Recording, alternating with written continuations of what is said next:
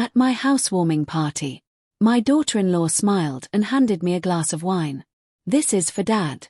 A fresh beginning." I was about to take a sip when my granddaughter tugged at my sleeve. My son took my glass and drank it without a second thought.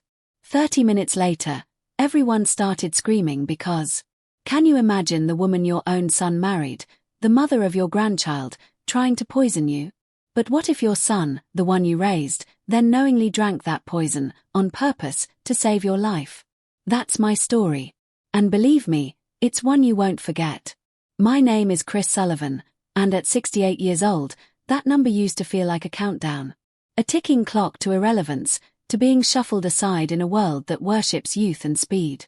But standing in the living room of my new house, here in Portland, Oregon, on a bright June morning, I felt something I hadn't felt in the 2 years since my beloved Eleanor passed away. Pure, unadulterated possibility. This craftsman-style house wasn't just a purchase, it was a declaration.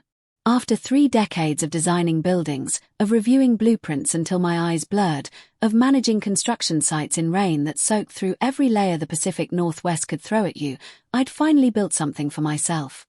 Well, not built exactly. I'd bought it from a couple relocating for retirement, but I had chosen every single detail that mattered. The warm oak floors that caught the morning light just right. The built-in bookshelves in the living room, deep enough for my architecture books and Eleanor's cherished novels. The kitchen, with windows facing east so I could drink my coffee and watch the sunrise over the neighbors' maple trees. I walked through each room slowly that morning, my hand tracing the door frames, my eyes checking the corners where walls met ceilings, old habits from a lifetime of catching contractor shortcuts. Everything was solid. Everything was mine. At 68, I was starting over, and it felt right in a way I hadn't expected. This wasn't just a house, it was a sanctuary. It had 3 bedrooms. One for me, a second I'd set up as an office, though I wasn't sure what I'd do with it now that I was retired. And the third. That was for Grace, my granddaughter, for when she stayed over on weekends. She was 8 years old, a whirlwind of energy and questions, with Eleanor's bright eyes and her mother's fierce determination. I'd already put a small desk in there for her drawings. Her stuffed animals, left on her last visit, sat arranged on the bed like a tiny, plush jury, waiting to pass judgment on my decorating skills. My son, Matthew, and his wife, Oilia, lived 20 minutes away. Close enough for Sunday dinners, but far enough that I wasn't hovering, something Eleanor had always gently warned me about. "Let them live their lives, Chris," she'd say. "You raised a good man. Trust that." I did trust Matthew. He was a high school English teacher, patient and thoughtful. The kind of son who called just to check in, who remembered the anniversary of his mother's death without needing a reminder. At 38, he'd built a good life. He married Oilia 9 years ago in a beautiful ceremony by the Columbia River, and they'd welcomed me into their lives with a warmth that never felt forced. At least, not in the beginning. But Oilia, there was something about my daughter-in-law that I couldn't quite name, couldn't quite shake. She was charming, certainly. A real estate agent who knew how to smile at exactly the right moment, how to make you feel like you were the most important person in the room. When I told them I was buying this house, she'd been enthusiastic, asking all the right questions about square footage, property value, and neighborhood amenities. She'd always been the ambitious type, luxury cars, designer handbags, the kind of lifestyle her real estate commissions should have supported. But over the years, I'd noticed Matthew quietly shouldering more of the household expenses, while Oilia chased bigger deals that never quite seemed to close. Not my business, I'd told myself. Every marriage has its own economics. Then, about 3 months ago, she'd suggested, over dinner, that I consider putting the house in a family trust. "Just for estate planning, Dad," she'd said. She'd been calling me that for 9 years now, ever since the wedding. But lately, it sounded less like affection and more like a claim. It would make things so much easier for Matthew when the time comes. You know how complicated probate can be. I'd smiled and changed the subject. I was 68, not 88, and something about the way she'd said, "when the time comes," had felt less like concern and more like, well, anticipation. I dismissed the thought immediately. What kind of person suspects their daughter-in-law of ulterior motives? Eleanor would have told me I was being paranoid. But Eleanor wasn't here anymore. And my architect's instinct, the one that could spot a load-bearing wall pretending to be decorative, that could see structural problems hiding behind fresh paint, that instinct whispered that Oilia's helpfulness had foundations I couldn't quite see. I pushed the thought away as I walked out onto the back porch. Tonight was my housewarming party, my chance to show off this place to the people who mattered, Matthew and Grace, my old colleague James Fletcher who'd helped me navigate retirement without losing my mind, a few neighbors I'd met during the move, even Oilia. Though I found myself oddly reluctant to have her in my space, touching my things, evaluating everything with that professional eye she brought to every property. The backyard was modest, but perfect. A stone patio where I'd set up a grill for tonight. The magnificent oak tree that had sold me on the property, its branches spreading like a benediction over the lawn. Garden beds along the fence that I'd planned to fill with vegetables next spring, assuming my knees held up for the bending. Inside, I'd already set out glasses and plates, arranged furniture to encourage conversation, picked up the good whiskey that Matthew liked. Everything was ready. Everything was perfect. So, why did I feel this low-grade anxiety humming under my excitement? Why did my mind keep circling back to Oilia's smile when she talked about the family trust? Why did I find myself mentally reviewing the locks on my doors, the passwords on my accounts, the clarity of my will? "Ah, you're being ridiculous," I said aloud to the empty house. My voice sounded strange in the unfamiliar space, like it belonged to someone older than I felt. "It's just a party." I checked my watch. 6 hours until guests arrived. 6 hours to shake off this unease and remember that I was celebrating something good. I'd worked 3 jobs after Eleanor died young to put Matthew through college. I'd saved every dollar I could spare for 30 years. This house wasn't just wood and nails. It was proof that sacrifice paid off, that patience earned rewards, that a man could build something lasting even after loss. Tonight was about joy, about new beginnings, about showing my son and granddaughter that I was thriving, not just surviving. I stood at the living room window, looking out at the quiet street, at the maple trees casting morning shadows across pristine lawns, at neighbors. Walking dogs and children riding bicycles in that carefree way that only happened in safe neighborhoods where people knew each other's names. This was my home, my sanctuary, my reward for decades of early mornings and late nights, of blueprints and building codes, of saying no to luxuries so Matthew could say yes to opportunities. No one could take this from me. The doorbell rang at exactly 6:15 that evening. I've always appreciated punctuality, a habit from decades of construction deadlines where 15 minutes could mean the difference between a project staying on schedule or spiraling into costly delays. Through the front window, I could see James Fletcher standing on the porch, a bottle of wine in one hand, and that easy grin he wore like a comfortable old jacket. "Chris," he boomed when I opened the door, pulling me into one of those backslapping hugs that men our age had perfected over the years. "This place looks even better than you described. You always did know how to pick the bones." James was 65, a contractor who'd worked on half the buildings I'd designed in Portland. We'd spent 30 years arguing about load-bearing walls and building codes. And somewhere along the way, we'd become the kind of friends who didn't need to talk every week to know the other one was there. Come in," I said, taking the wine. "You're early." "Wanted to see it before the crowd arrived," he replied, stepping inside. His contractor's eye immediately catalogued the crown molding, the hardwood floors, the way the evening light came through the west-facing windows. "Oak floors.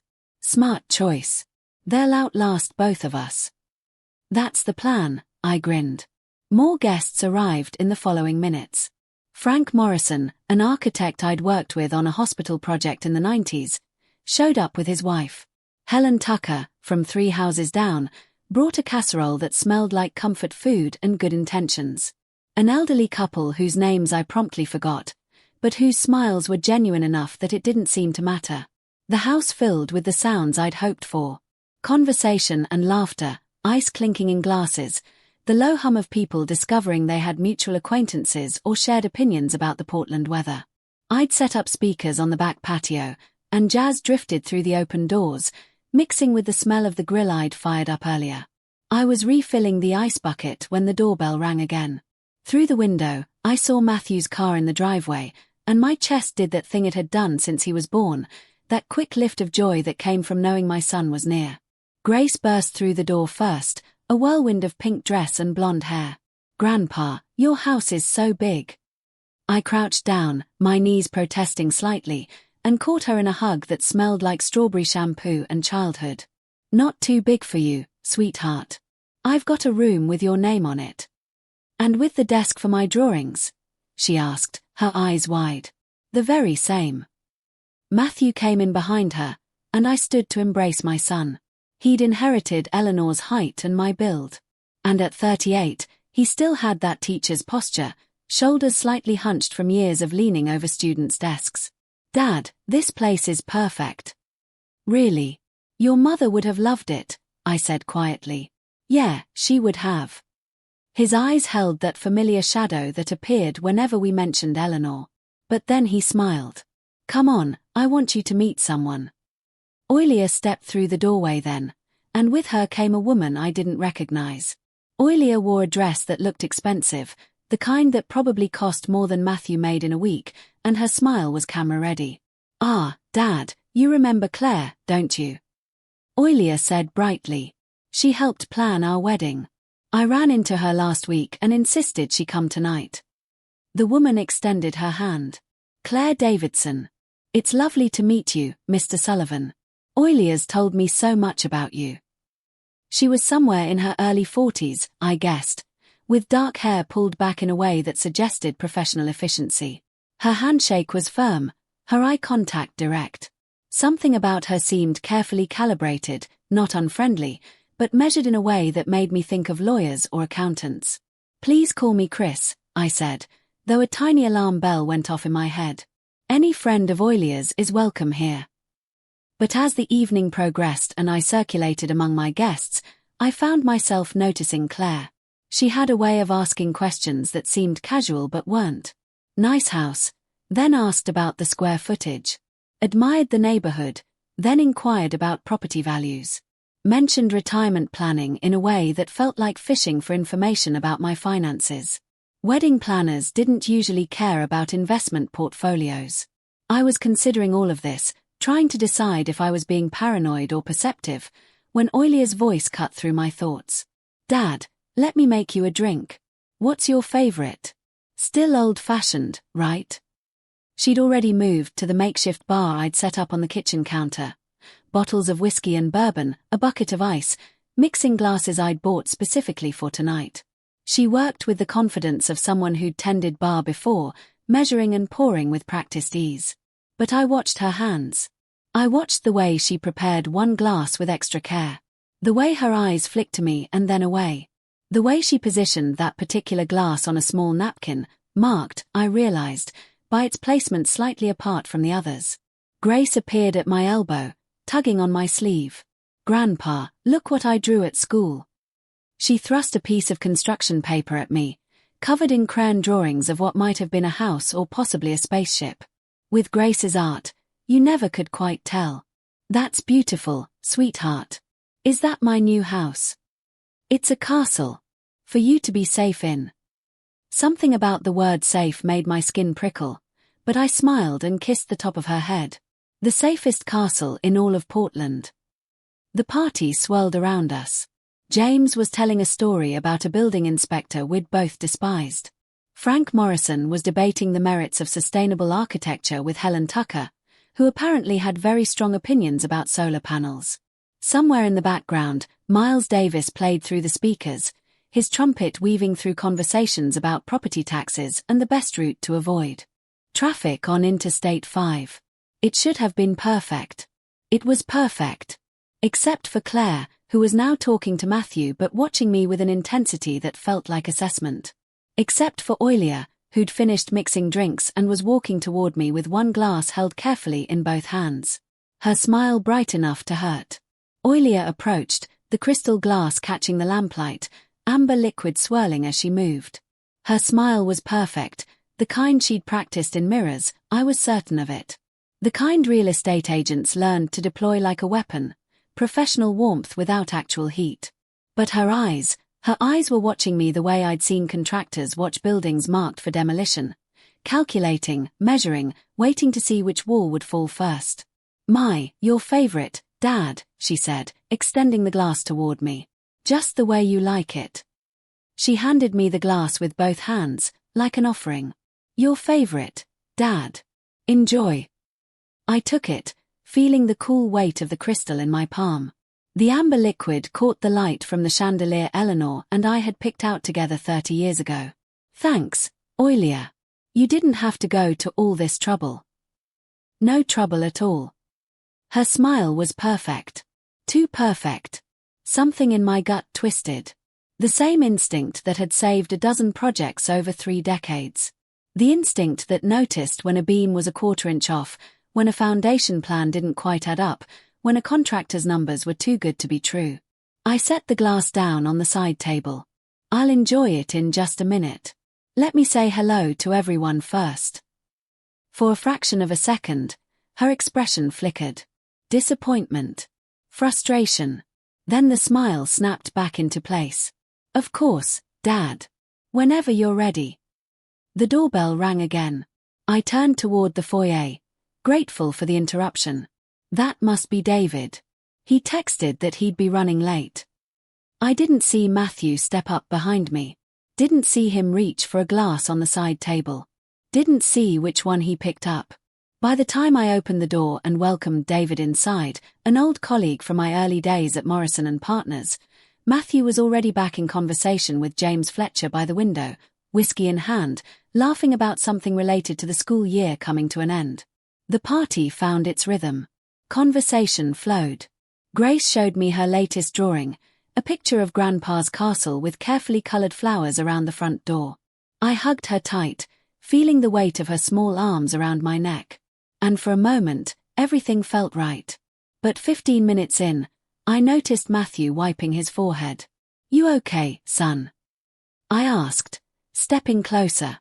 Yeah, just warm in here. He loosened his collar, face flushed. Must be all the people. I frowned. It was 72 degrees inside. Perfectly comfortable. You want some water? No, I'm fine. He waved me off, turning back to James. But I caught the way he steadied himself against the wall, just for a second. 10 minutes later, Matthew found Oilia in the kitchen. I overheard him through the open doorway. I've got a headache, he said. And I'm feeling a little dizzy. Did I drink that old-fashioned too fast? Oilia's voice was smooth, concerned. Maybe you're coming down with something, honey. You've been working so hard with finals. Yeah, maybe. He pressed his fingers to his temples. I set down my own drink, still untouched, and watched him through the doorway. His movements were slow, unsteady. Not drunk. Something else. 5 minutes after that, Matthew's nose started bleeding. Not a trickle. A stream. He grabbed a napkin, pressed it to his face, but the blood soaked through in seconds. He reached for another. Another. His eyes went wide. Chris. James called out. Something's wrong. The room went silent. Every head turned. I was at Matthew's side in 3 strides. Sit down. Head forward, not back. I grabbed a handful of napkins from the table, pressed them firmly to the bridge of his nose. 30 years ago, I'd taken a first aid course after a sight accident. I still remembered the basics. But the blood kept coming, through the napkins, down his chin, onto his shirt. Dad, I can't. Matthew's voice was thick, slurred. His knees buckled. I caught him, lowered him to the floor as carefully as I could. Someone call 911. Oilia was suddenly there, kneeling beside us, tears streaming down her face. Matthew, can you hear me? Oh my God, what's happening? Grace's voice, high and frightened, cut through the chaos. Daddy. Grandpa, what's wrong with Daddy? He's going to be okay, sweetheart, I said, though I wasn't sure I believed it. The blood wasn't stopping. Matthew's eyes were unfocused, rolling back. Stay with me, son. I kept pressure on his nose, but now there was blood at the corners of his mouth too, seeping from his gums.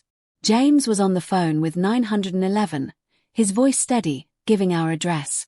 Frank Morrison had moved the other guests back, clearing space. Helen Tucker had taken Grace into the other room. The operator's voice came through James's phone on speaker. "Is the patient conscious?" "No, barely," I said, loud enough for her to hear. "He's bleeding from his nose and mouth. We can't get it to stop." "What has he consumed in the last hour?" "Whiskey," I said. "Just whiskey. We're having a party." "Any medications? Any known allergies?" "No. Nothing." Matthew's eyes fluttered. His hand, gripping mine, went slack. "Matthew!" Oilia's scream was raw, desperate, convincing. I looked up at her, and for just a moment, our eyes met. Hers were wide, wet with tears. But something behind them didn't match. Something was off. The ambulance arrived 8 minutes later. Portland fire and rescue sirens wailing, lights flashing through the front windows. The paramedics moved fast, professional, taking over from me with practiced efficiency. "Impossible anticoagulant overdose," one of them muttered to his partner as they checked Matthew's vitals. "Pupils reactive. BP dropping. Let's move." They loaded Matthew onto the gurney. I climbed into the ambulance beside him. "I'm coming too," Oilia said, but the paramedic shook his head. "Only one family member. Meet us at Providence Portland Medical Center." She stepped back, nodding, tears still streaming. "I'll get Grace and follow right behind you." I held Matthew's hand as the doors slammed shut. The siren screamed to life. Through the small window in the back door, I caught one last glimpse of my house. The house I'd dreamed of for 30 years. And Oilia, standing in the doorway, surrounded by stunned guests. Her face was a mask of grief. But I'd spent 3 decades reading blueprints, reading people, reading the spaces between what was said and what was meant. And in that moment, as the ambulance tore through the streets of Portland with my son's life hanging in the balance, one thought consumed me. That drink wasn't meant for Matthew. It was meant for me. The fluorescent lights in the emergency room waiting area made my eyes ache. Or maybe it was the fear. Dr. Melissa Stone stepped through the swinging doors, her expression serious. She was maybe 40, with tired eyes and the kind of calm that came from years of delivering bad news. She scanned the room, found me standing by the window, and walked over. "Mr. Sullivan." I straightened. "How is he?" "Your son is stable. We've got him on 4 fluids, vitamin K, and we're monitoring his blood work closely." She gestured to the plastic chairs. "Can we sit?" We sat today. I didn't want to, but my legs were shaking. "Mr. Sullivan, your son was exposed to a toxic dose of anticoagulant medication, warfarin. Combined with alcohol, it caused uncontrolled bleeding. We caught it in time, but it was close." The words hit me like a freight train. "Warfarin?" "Yes. Do you know if Matthew takes any blood thinners?" "No, he doesn't. I'm the one who takes warfarin." I heard my voice crack. "For my heart condition. I've been on it for 6 years." Dr. Stone's brow furrowed. "Is it possible he accidentally took your medication, mixed up a pill bottle?" "No." I shook my head. "Matthew doesn't live with me. He has his own place across town. He wouldn't have access to my medicine cabinet." She made a note on her tablet. "Then we need to figure out how this happened. Warfarin doesn't just appear in someone's system by accident." Before I could respond, the automatic doors slid open, and Oilia rushed in, Grace's hand in hers. Her eyes were red, her hair disheveled, her voice breathless. "Doctor, is he okay? Is Matthew okay?" Dr. Stone stood. "He's stable. We're treating him for, could it be something from the party?" Oilia interrupted, looking between us. "Food poisoning? A bad batch of shrimp? Someone made a mistake with the catering." "This isn't food poisoning," Dr. Stone said gently, but firmly. "This is pharmaceutical. Your husband ingested a significant amount of warfarin." Oilia blinked. "Warfarin? But how could it be? Could someone have given him the wrong medication by mistake? Could it be contamination?" "Oilia," I said quietly, "let the doctor finish." She stopped, mouth still half open, eyes darting between us. But something about the way she was asking her questions struck me as off. She wasn't asking, "Is he okay?" or "When can I see him?" She was asking, "What do they know?" Dr. Stone glanced at her watch. "We're moving Matthew to the ICU for observation. His vitals are improving, but we need to monitor him for the next 24 hours. You'll be able to see him briefly once he's settled." "Thank you," I said. My voice sounded far away. Dr. Stone left. Grace curled up in a chair, clutching a stuffed bear someone had grabbed from the house. Oilia sat across from me, phone in hand, scrolling, tapping, not looking at me. The waiting room was nearly empty. A janitor mopped the far corner. A vending machine hummed. The clock on the wall read 2:47 a.m. I couldn't sleep. Couldn't stop replaying the night in my head. Oilia handing me the glass. The way she watched me. The way her face fell when I set it down. Matthew behind me, picking up a glass. But which one? The blood, the panic, the ambulance, and now here. Warfarin in his system. My warfarin. The thought formed slowly, like ice spreading across glass. That drink was meant for me. I looked up. Oilia had moved to the hallway, phone pressed to her ear. Through the glass partition, I could see her pacing, gesturing sharply, her face tight with anger. She wasn't speaking loudly enough for me to hear the words. But her body language said everything. This wasn't the face of a worried wife. This was the face of someone whose plan had gone wrong. I stood, walked closer, stayed just out of sight around the corner. Her voice drifted through the gap in the door.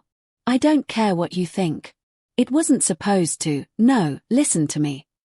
She stopped mid-sentence, turned, saw me through the glass. Our eyes met. For a moment, neither of us moved. Then she ended the call, slipped the phone into her pocket, and walked back into the waiting room with a bright, shaky smile. "That was my sister," she said. "Just checking in. She's so worried." I nodded, said nothing. The sky outside the windows started to lighten. Dawn came slow in June, but it came. Dr. Stone returned just after 5 a.m. Matthew's stable. "The bleeding has stopped. You can see him now, just for a few minutes." I followed her through the maze of hallways to the ICU. Matthew lay in a narrow bed, pale as the sheets, tubes running from his arms, monitors beeping softly. His chest rose and fell. Alive. I sat down beside him, took his hand. It was cold. "I don't know what happened last night, son," I whispered, "but I'm going to find out." He didn't answer. The machines beeped. The fluorescent lights buzzed overhead.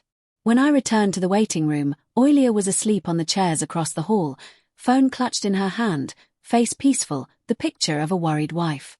But I had seen that phone call. I had seen the look in her eyes before the tears came. And for the first time in 9 years, I wondered who my son had really married. I came home around noon the next day, and it looked like a crime scene that hadn't been investigated yet. Plastic cups littered the coffee table. Half-eaten plates of food sat abandoned on the kitchen counter. A strand of decorative lights hung crooked over the mantel like someone had grabbed it in a hurry. The house still smelled faintly of whiskey and barbecue smoke, but I didn't see it the way I had 24 hours ago. Now, everything looked different. I moved through the living room slowly, cataloguing details the way I used to catalogue blueprints, measuring, noting, filing away. The side table where I'd set my drink. The spot where Matthew had collapsed. The doorway where Oilia had stood, tears streaming, hands pressed to her mouth. I walked into the kitchen. The whiskey bottle sat on the counter exactly where she'd left it. I picked it up carefully, turned it in the light. Expensive label, Woodford Reserve, still 2/3 full. I found a Ziploc bag in the drawer, slipped the bottle inside, and sealed it.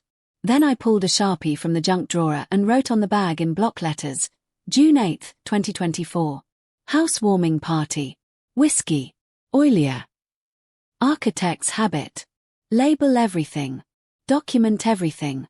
I set the bag on the counter and headed to the bathroom. The medicine cabinet was exactly as I'd left it. Organized alphabetically, each prescription bottle lined up in a row. I'd been doing it that way since Eleanor died. It kept me sane. I pulled out the warfarin bottle, orange cap, white label, my name printed in black ink, Christopher Sullivan, warfarin, 5 milligrams. Take 1 tablet daily. I unscrewed the cap and poured the pills onto the counter. Then I counted. 1, 2, 3, 10, 15, 20, 21, 22, 22 pills. I counted again, slower this time, lining them up in rows of 5. 22. The prescription had been refilled 2 weeks ago, May 26th. I took 1 pill every morning with breakfast. No exceptions. That meant I should have 28 pills left. But I only had 22. 6 pills were missing. I opened the drawer beneath the sink and pulled out my medication log, a small notebook where I tracked every dose. Eleanor had taught me to do it after I'd accidentally double-dosed once, years ago. 1 check mark per day. Every single day accounted for. I flipped to May 26th.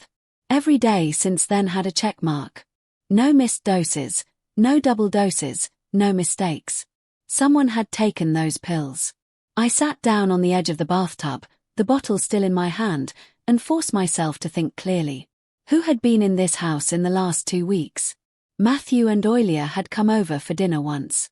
Grace had used the guest bathroom, but I'd been with them the whole time. James Fletcher had stopped by to drop off some plans, but he'd stayed in the living room. And then the memory hit me like a punch to the chest. 3 days before the party, Oilia had come by. She'd said she wanted to help set up decorations early, get a head start on things. I'd been in the garage organizing tools. She'd been inside alone for maybe 20 minutes. She'd had access to this bathroom, this cabinet, this bottle. I stood up, walked back to the kitchen, and opened my laptop.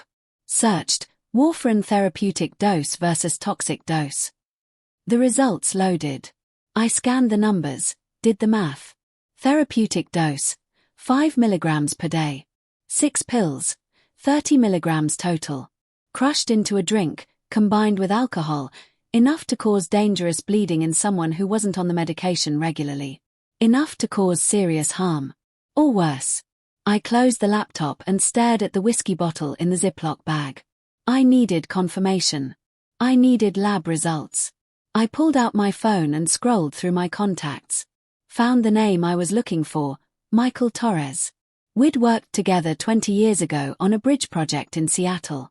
He'd gone into forensic engineering, analyzing structural failures, testifying in court cases. He'd know someone. The phone rang 3 times before he picked up. Chris Sullivan. It's been a while. Hey, Michael. I need a favor. There was a pause. What kind of favor? I need something tested. Privately. Discreetly. No official channels. Another pause, longer this time. Chris, what's going on? I can't explain yet, but I need to know if there's warfarin in this bottle of whiskey, and I need to know soon. Michael exhaled slowly. Jesus, Chris. Can you help me or not? Yeah, I know someone. Private lab in Southeast Portland. They do contract work for law firms, insurance cases. No questions asked. I'll text you the address. Thanks, Michael. I owe you. Chris. He hesitated. Be careful. Okay. I ended the call. A minute later, my phone buzzed with the address. That afternoon, I drove to the lab Michael had recommended. It was a nondescript building near the industrial district, tucked between a warehouse and a tire shop. No sign out front, just a number on the door. I walked in, carrying the Ziploc bag with the whiskey bottle inside. A woman in a white coat met me at the front desk. She didn't ask my name. Didn't ask why I needed the test. Just took the bag, wrote down my phone number, and said, 3 to 5 business days. I'll pay extra for faster results. She looked up. 2 days, but it'll cost you. That's fine. She nodded. We'll call you. I drove home as the sun started to sink behind the hills. The house was empty. Matthew was still in the ICU. Oilia was at the hospital with him. Grace was staying with Oilia's sister. I sat alone in my living room, the medication log open on my lap. The math playing out in my head, over and over. 6 pills. I'd spent 30 years calculating load-bearing capacities, stress points, the exact moment when a structure would fail under too much weight. This was no different. 6 pills crushed into a cocktail glass were enough to cause internal bleeding until it was too late. And Oilia had been alone in this house 3 days ago. She'd had access to this exact cabinet. That evening, I'd driven to the private lab Michael had recommended and handed over the whiskey bottle. "Call me as soon as you have results," I'd said. Now, all I could do was wait. The lab results came 3 days later. I was sitting in my car outside a Safeway, engine off, grocery list forgotten on the dashboard. The email notification lit up my phone.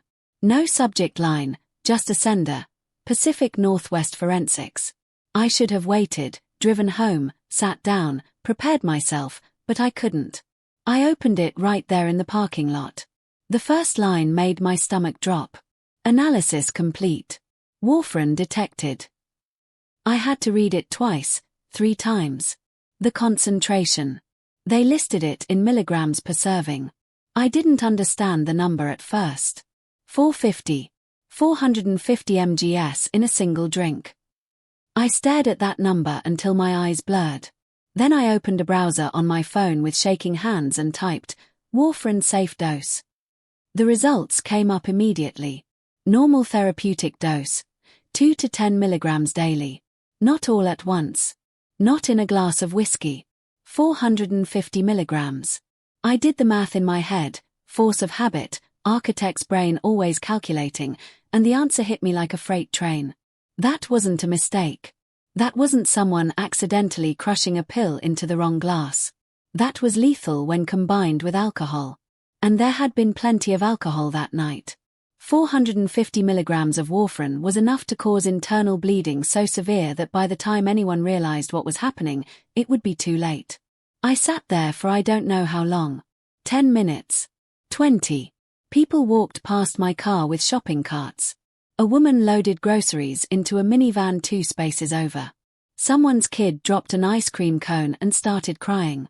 Normal life going on all around me, and I couldn't move, because the lab report sitting on my phone screen wasn't just confirmation. It was proof someone had tried to kill me. I drove to the hospital. Matthew was sitting up when I walked into his room. Day 4 since the party. He had color in his face again. Fewer tubes. He looked tired, but alive. "Hey, Dad." He smiled. "They're saying I might get out of here in another day or 2. I pulled a chair close to the bed, sat down, tried to keep my face neutral. "That's great news, son." He leaned forward a little, winced. "Dad, what happened that night?" I felt the weight of the lab report in my jacket pocket. The urge to tell him everything, to pull out my phone, show him the numbers, make him see, was almost overwhelming. But I looked at him sitting there in that hospital bed, still pale, still weak. And I knew I couldn't. "Not yet." "What do you mean?" I said. "The doctors keep saying it was some kind of reaction to medication, but I don't take any medication, and they won't give me a straight answer. So, I'm asking you." I chose my words carefully. It was some kind of reaction. They're still investigating. To what? They don't know yet. He studied my face. "Dad, are you okay? You look." "I'm fine," I said quickly. "Focus on getting your strength back. That's all that matters right now." He didn't look convinced. But before he could press further, the door opened. Oilia walked in, carrying a vase of fresh flowers. "Honey, you're sitting up." She rushed to his side, set the flowers on the table, kissed his forehead. "You scared me so much. I thought I'd lost you." I watched her. The way she touched his hair, the way her voice broke just slightly on the word lost. The tears that welled up in her eyes, right on cue. It was flawless. "You've been amazing through all of this," Matthew said, squeezing her hand. "I don't know what I'd do without you." Oilia smiled, but her eyes flicked toward me, just for a second. Watching. Gauging. I kept my face blank. "I'll be right back," she said after a moment. I need to take a call. She left the room, phone already pressed to her ear. Matthew turned to me. She really has been wonderful, Dad. I nodded. Didn't trust myself to speak, because I knew the truth now, and I couldn't tell him. After the visit, I met James Fletcher at a coffee shop a few blocks from the hospital. We sat in a corner booth, away from the other customers. How's Matthew? He asked. Better. Physically. James tilted his head. But I stared into my coffee. Something about that night doesn't add up. What do you mean? I hesitated. I need to know more about Oilia. Chris. Her background, her finances, what she's been doing for the past few years. James leaned back, studying me. You think she's involved? It wasn't a question. I think I need answers before I start making accusations. He was quiet for a moment. Then he nodded. What are you going to do? I'm going to hire someone. A private investigator. Yeah. James exhaled slowly. Chris, if you're right about this, you're going to tear your family apart. I know. And if you're wrong? I looked up at him. Then I'll deal with that, too. I sat in my car in the hospital parking lot after James left. The sun was starting to set over the West Hills, casting long shadows across the pavement. I pulled out my phone and dialed the number I'd found that morning. 3 rings. Then a woman's voice. Morgan Investigations. This is Denise. Miss Morgan, my name is Chris Sullivan. I need to hire you for a confidential matter. A pause. What kind of matter, Mr. Sullivan? I took a breath. I need you to investigate someone. My daughter-in-law. Another pause. Longer this time. Can you tell me why? I have reason to believe she tried to harm me, and I need proof before I can go to the authorities. When can you meet? Tomorrow morning. Anywhere you choose. There's a diner on Burnside. The Tin Shed. 8 a.m. I'll be there. She hesitated. Mr. Sullivan, if you're right about this, things are going to get complicated. I know. And if you're wrong? Then I'll deal with that, too. I ended the call. The parking lot was nearly empty now. The sky had turned a deep orange-pink, the kind of sunset Eleanor used to love. I remembered her standing at the kitchen window of our old apartment 30 years ago, watching the sun go down over the city. She would have told me what to do. She always knew. But she wasn't here. And I couldn't tell Matthew that his wife had tried to kill me. Not yet. Not until I had evidence so solid he couldn't ignore it. Not while he was lying in that hospital bed, weak and grateful for her performance. So I'd made the call I'd been avoiding. The call that would either confirm my worst fear or prove I was losing my mind. I need you to investigate someone, I'd told Denise Morgan. My daughter-in-law. And I need absolute discretion. Denise Morgan's office was on the 3rd floor of an unremarkable building in downtown Portland. She opened the door herself. Mid-40s, sharp eyes that seemed to catalogue everything about me in 3 seconds. Mr. Sullivan, come in. The office was professional but modest. Filing cabinets, a desk with 2 monitors, certificates on the wall, licenses, PI credentials, a photo of her shaking hands with someone I didn't recognize. She gestured to a chair across from her desk. Saturday. Tell me what's going on, she said. I laid it out carefully. My son poisoned at my housewarming party. Warfarin, my medication. The drink meant for me. 6 pills missing from my prescription. My daughter-in-law had access to my house 3 days before. Lab results confirming intentional overdose. I pulled out the documents I'd brought, the lab report, the timeline I'd constructed, labeled with dates and details the way I used to label blueprints. Denise took them, scanned each page without expression. Classic signs of financial motive, she said finally. Let me run a comprehensive background check. I gave her everything, Oilia's full name, Oilia Sinclair Sullivan, her social security number, which I'd pulled from old tax documents Matthew had left at my house years ago, date of birth, current address. Give me 3 days for preliminary findings, she said. 1 week for the full picture. What's your retainer?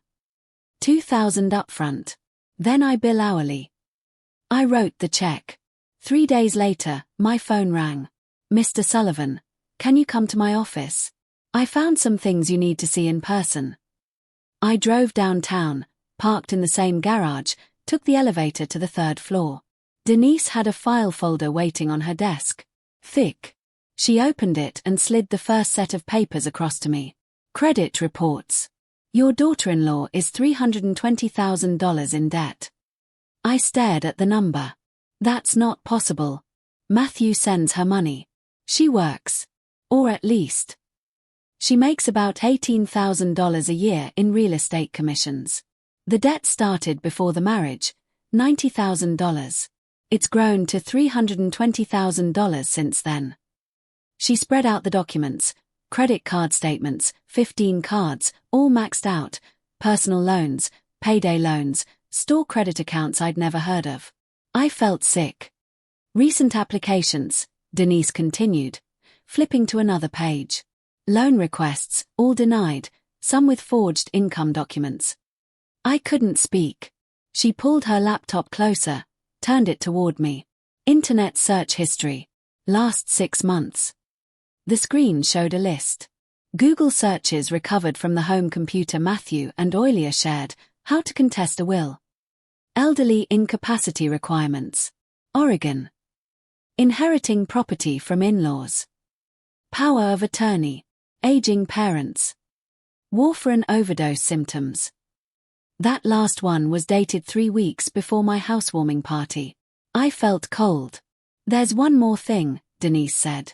2 months ago, she met with an attorney, elder law specialist, Richard Northrup. What did she ask him about? I'm working on that. Attorney-client privilege makes it difficult, but I'll find out. I sat there, staring at the papers spread across her desk. The credit reports, the search history, the timeline that lined up too perfectly to be coincidence. $320,000. Search terms about inheritance and incapacity. Warfarin overdose symptoms. A meeting with an elder law attorney 2 months before. She tried to poison me. This isn't just motive, I said quietly. This is premeditation. Denise nodded. Yes, it is. I drove home in a daze. $320,000. My daughter-in-law was drowning in debt, and Matthew had no idea. And in the months before my housewarming party, she'd been researching how to inherit from aging in-laws. How to prove incapacity. And most damning, the symptoms of warfarin overdose. The picture wasn't just clear. It was screaming at me. But I couldn't go to the police yet. Not with just this. Search history could be explained away. Debt wasn't a crime. Meeting with a lawyer wasn't evidence of attempted murder. I needed more. I needed proof she'd taken those pills from my cabinet. Proof she'd crushed them into that drink. Proof that connected her actions directly to what happened to Matthew.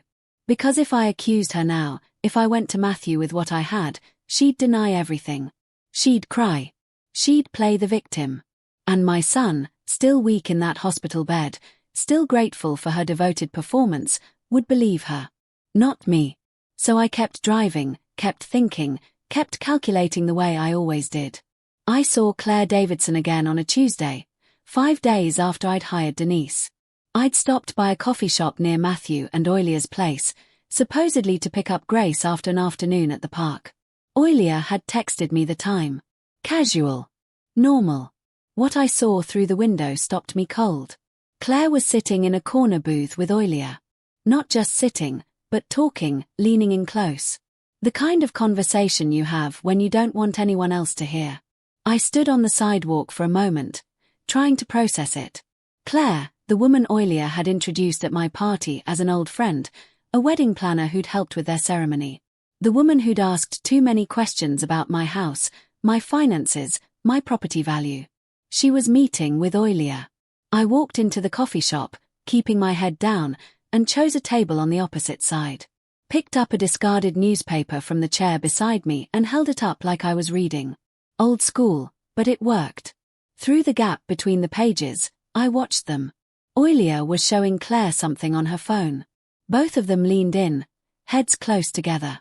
Claire pulled out a small notebook, the kind journalists use, and started writing. Their body language was all wrong. This wasn't two friends catching up over lattes. This was business. Serious business. The conversation lasted maybe 15 minutes. Then Oilia glanced at her watch, said something, and they both stood. No hug, no warm goodbye, just a nod, and they walked out in opposite directions. I waited until Oilia's car pulled out of the lot. Then I made a decision I knew was probably stupid. I followed Claire. She drove a grey sedan, nothing flashy. She took side streets, not in a hurry, and I stayed 2 cars back, heart pounding like I was in some kind of spy movie. I felt ridiculous, but I kept driving. 10 minutes later, she turned onto my street. Not Matthew's street. Mine. She parked across from my house. Engine off. Just sat there. I pulled over 2 blocks down. Grabbed my phone and dialed James Fletcher. James, it's Chris. I need a favor. Can I use your side yard for a few minutes? Sure. Why? I'll explain later. I cut through the alley behind his house, came up through the side gate, and crouched behind the fence. I had a clear view of the street. Claire was still in her car, staring at my house. She pulled out her phone, started taking pictures. Front angle, side angle, the driveway, the garage. She wasn't just looking. She was documenting. 20 minutes. She sat there for 20 minutes, taking notes, taking photos, studying my house like she was appraising it or planning something. Finally, she started the engine and drove away. I stayed crouched behind James's fence until her taillights disappeared around the corner. I pulled out my phone and called Denise. Mr. Sullivan, there's someone else involved. A woman named Claire Davidson. She was at my party. Oilia introduced her as a friend. Said she helped plan their wedding, but I just saw them meeting in secret. And now Claire's outside my house taking pictures. Denise was quiet for a moment. Describe her. Early 40s, professional look, grey sedan. She spent 20 minutes photographing my house from the street. I'll add her to the investigation. See what I can find. When I say. I hesitated. How many people are working with Oilia? HMPH. Let me dig deeper, Mr. Sullivan. I'll call you soon. She hung up. I stood there in James's yard, staring at the empty street where Claire's car had been. It wasn't just Oilia anymore. She had help. A professional. Someone careful enough to surveil my property without getting caught. Except I had caught her. 2 women, 1 plan, and me standing alone in the growing dark, trying to figure out how to protect myself from people who'd already proven they'd cross any line. 2 weeks after the incident, I got the call I'd been waiting for. Matthew was being discharged. I drove to the hospital, my mind still churning with everything I'd learned. The evidence I couldn't share. Not yet. The nurse met me in the hallway outside his room with a clipboard full of discharge instructions, medications, follow-up appointments, and ironically, guidelines for monitoring anticoagulant levels. I signed where she pointed and went inside. Matthew was sitting on the edge of the bed, dressed in the clothes I'd brought him the day before. He looked pale, tired, but alive. Ready to go home, son? He nodded. More than ready. The drive to his house was quiet. Matthew stared out the window, not saying much. I kept glancing over at him, trying to read his face. Finally, he spoke. Thanks for being there, Dad. I don't remember much from that night, but I know you were there. My throat tightened. Always, son. When we pulled into the driveway, Oilia rushed out before I'd even turned off the engine. Honey. She pulled Matthew's door open, practically yanked him out of the car. Careful, don't tire yourself. Let me help you. She wrapped an arm around his waist, guiding him toward the house like he was made of glass. Grace came running out behind her. Daddy, you're home. She stopped short when she saw how pale he was. Looked up at me. Grandpa, is Daddy all better? I crouched down, took her small hand. He's getting there, sweetheart. He just needs rest. Inside, I helped Matthew to the bedroom. He sank onto the bed with a sigh, leaning back against the pillows. For a moment, it was just the two of us.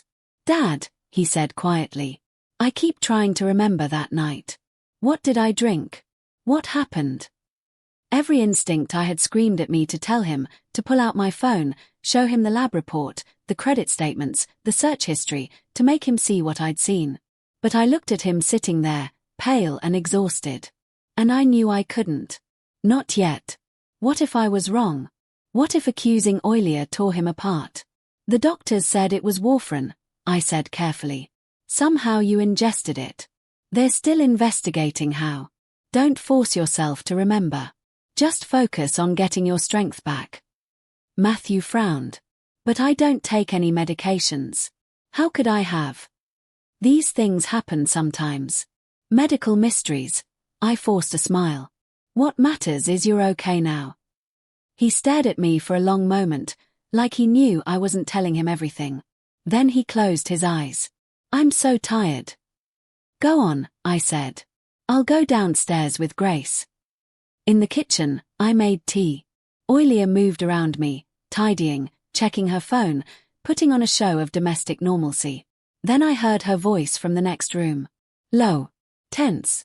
The door was cracked open. She thought I was outside with Grace. I froze by the kettle, listening. "I told you it went wrong," she hissed into the phone. "He's still alive. We need another plan." My blood turned to ice. "It's too risky right now. Everyone's watching. We wait." "No, I can't talk here." The call ended abruptly. A second later, Oilia walked back into the kitchen. Her face bright and cheerful again. "Dad, you should stay for dinner. I'm making Matthew's favorite." I turned, forcing my face into something neutral. My heart was pounding so hard I thought she'd hear it.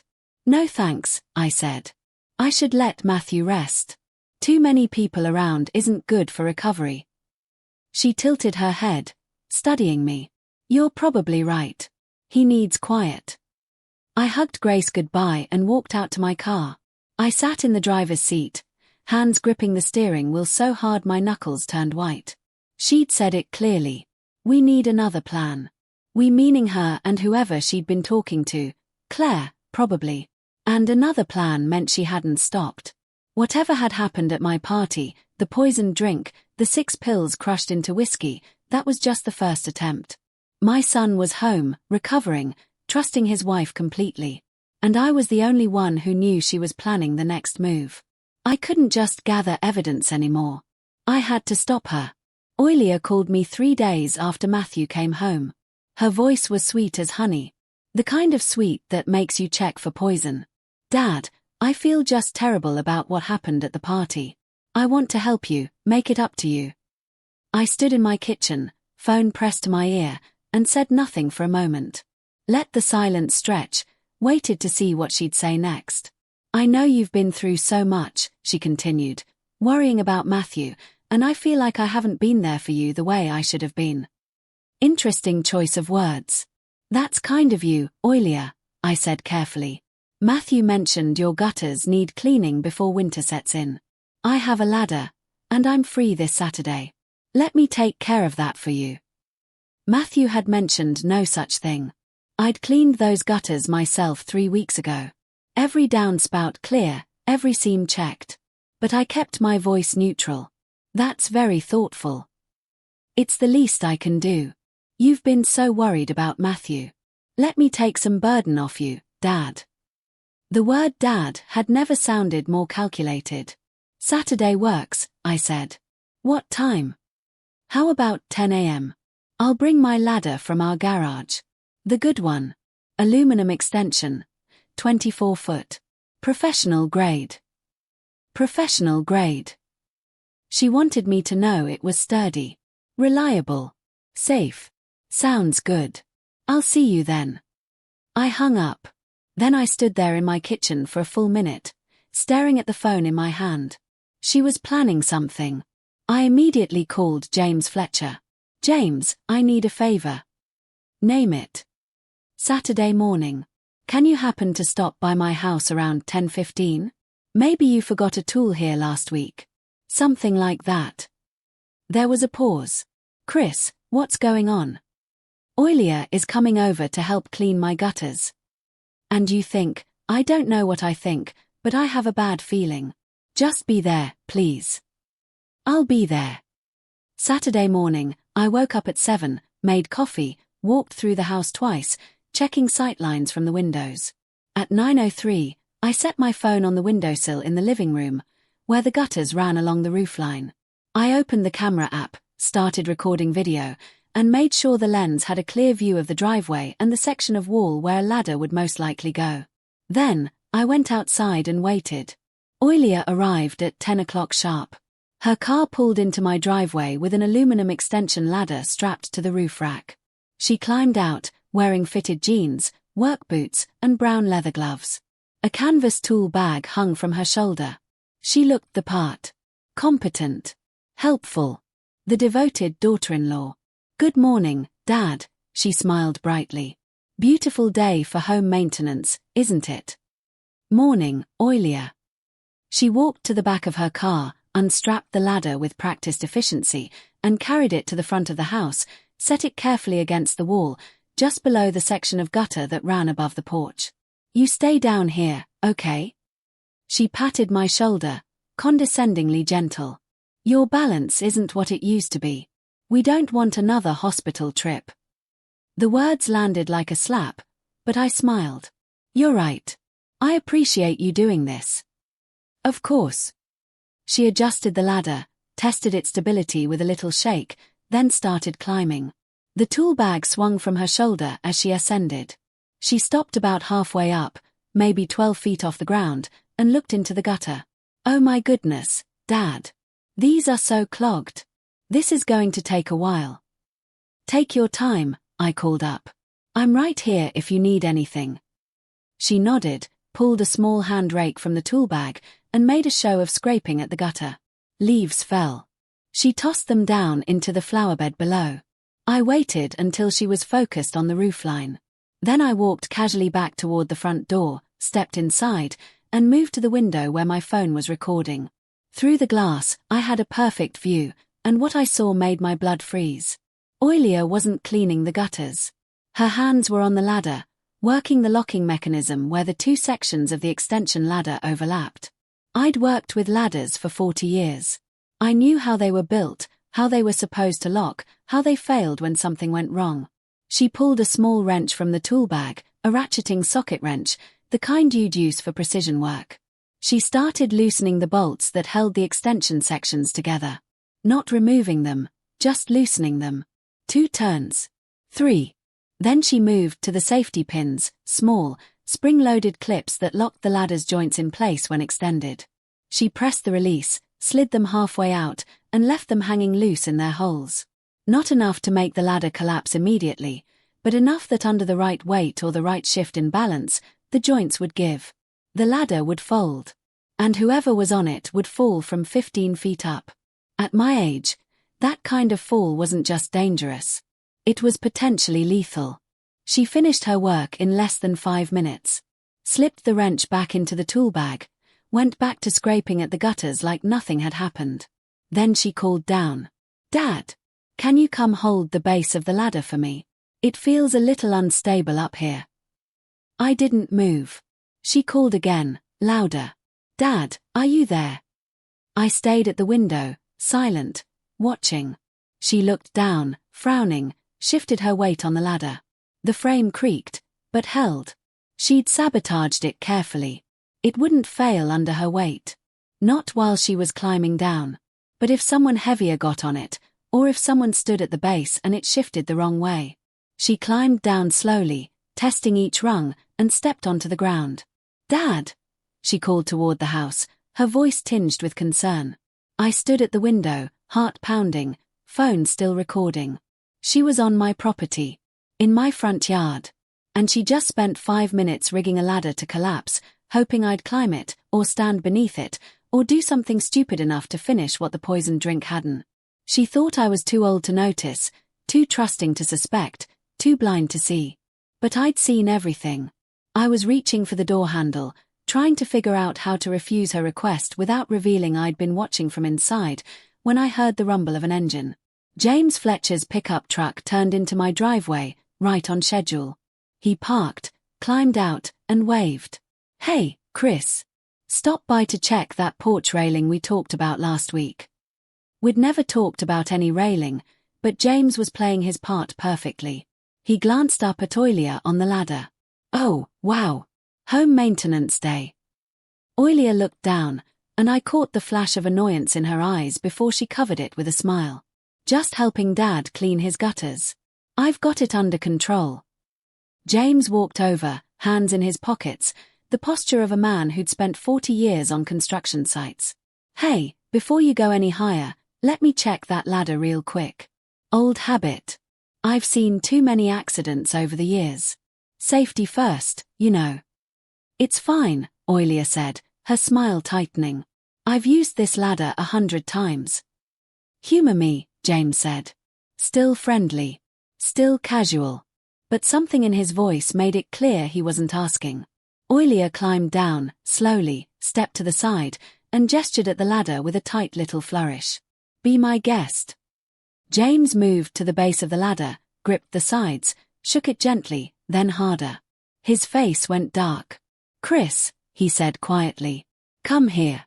Look at this." I stepped out of the house, walked over, tried to keep my face neutral. James pointed to the joints where the ladder's two sections overlapped. "These bolts are barely holding. The safety pins are gone. This whole load-bearing joint is compromised." He demonstrated, applying pressure to one side. The ladder wobbled more than it should have. "Way more. If anyone climbed this thing past the halfway point," James said, his voice hard, "it would collapse. And from this height, we're talking serious injury. Broken bones. Worse." I looked at Oilia. She was standing with her arms crossed, jaw set. "I don't understand," I said, keeping my voice confused. "Oilia, was the ladder like this when you got it out?" She hesitated just for a second. Then she shook her head. "No. I don't know. It was fine the last time I used it. It must have been like that already. I grabbed it from our garage. Maybe it's been sitting too long. Maybe something rusted, or—" "Oilia," James interrupted. He crouched down by the ladder, ran his finger along one of the bolt heads. "Look at this." He stood, held his finger up for us to see. Fresh metal dust. "These scratches are new tool marks. See where the wrench gripped. These bolts were loosened intentionally. Recently." The air went still. Oilia's face flushed. "What are you saying?" "I'm saying someone sabotaged this ladder." "Are you?" Her voice rose, shook. "Are you accusing me of something?" James didn't answer, just looked at her. Oilia turned to me, and I watched her eyes fill with tears. Real tears, or a damn good imitation. "Dad," she said, voice breaking. "You can't think I would, after Matthew almost died. You think I'd try to hurt you?" I looked at her for a long moment. Then I said, very calmly, "I think you should go home, Oilia." Her face twisted. "You're going to believe him over me. I'm your son's wife. I'm family." I said, "Go home." She stared at me. Then she grabbed her tool bag, yanked it off the ground, and turned to James. "Matthew is going to hear about this. The way you people treated me." "Drive carefully," I said. She threw the tool bag into the back seat of her car, grabbed the ladder, shoved it onto the roof rack without strapping it properly, and got in.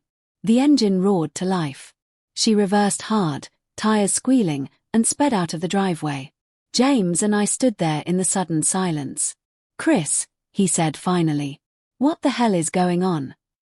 I walked back into the house, grabbed my phone from the windowsill, and came back out. I recorded the whole thing. I pulled up the video, handed him the phone.